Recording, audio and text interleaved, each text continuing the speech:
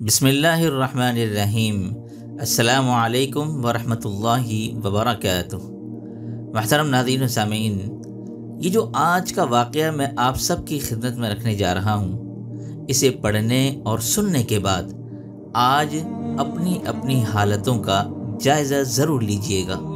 نصیحت سمجھنے اور پکڑنے والے اس سے ضرور سبق سیکھیں گے۔ ایک کتاب ہے نزہۃ المجالس، اس میں یہ ایک واقعہ لکھا ہے کہ ایک مجوسی تھا۔ یہ وہ وقت تھا کہ جب مسلمان غالب تھے مگر کفار ان کے درمیان رہتے تھے۔ ایک مرتبہ مجوسی کے بیٹے نے رمضان المبارک کے دنوں میں کھانا کھایا۔ جب اس نے کھلے عام کھانا کھایا تو اسے بہت غصہ آیا، تو اس نے بیٹے کو خوب ڈانٹ ڈپٹ کی کہ تجھے حیا نہیں آتی کہ یہ مسلمانوں کا مقدس مہینہ ہے، وہ دن میں روزہ رکھتے ہیں اور تو اس طرح کھلے عام دن میں کھا رہا ہے۔ اب خیر، اس طرح بات آئی گئی ہو گئی۔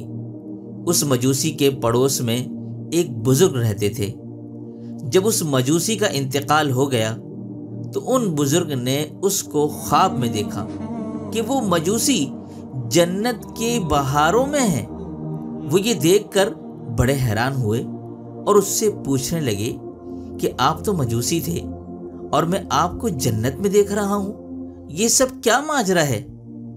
تو وہ جواب میں کہنے لگے کہ ایک مرتبہ میرے بیٹے نے رمضان المبارک میں کھلے عام کھانا کھایا تھا اور میں نے رمضان المبارک کے ادب کی وجہ سے اس کو ڈانٹا تھا۔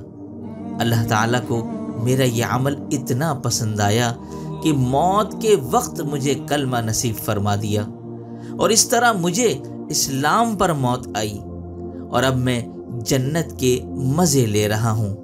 اللہ اکبر، اللہ اکبر۔ اور آج آپ دیکھ لیجئے، کھلے عام ہمیں پانی پیتے ہوئے، منہ میں پان، چھالیاں، گٹکا چباتے ہوئے نظر آ رہے ہیں۔ رمضان کا تقدس یہ کیا ہوتا ہے؟ رمضان نیکیاں کمانے کا نہیں بلکہ دولت کمانے کا نام ہے۔ رمضان تو ہمارا ہاٹ سیزن ہوتا ہے۔ یقین جانے، کہنے کو تو بہت کچھ ہے مگر سبق سیکھنے والوں کے لیے اتنی باتیں کافی ہیں۔ رمضان کی قدر کرنے والوں کو جب اللہ نے یہ مقام دیا تو ہم جو ناقدری کر رہے ہیں اس پر ہمیں کیا ملے گا؟ تھوڑی دیر کے لیے سوچئے گا ضرور۔